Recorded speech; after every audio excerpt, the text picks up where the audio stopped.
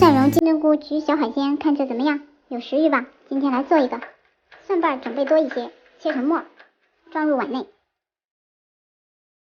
切好的蒜末用水冲洗下，这样下锅不容易炒焦。将洗好的金针菇切两半，铺在锡纸盘上，给虾开背，抽去虾线，放入盘中，再铺上一层花甲，铺好放一边备用。锅内倒油，倒入一半的蒜末，蒜末炒黄后加入豆椒酱，再倒入剩余的一半蒜末，最后加入蚝油，少许盐，稍微炒一会儿就好了。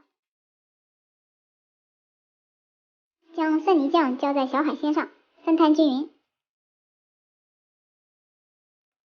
放入烤箱内230度烤10分钟。烤熟后撒上少许葱末，好看又好吃。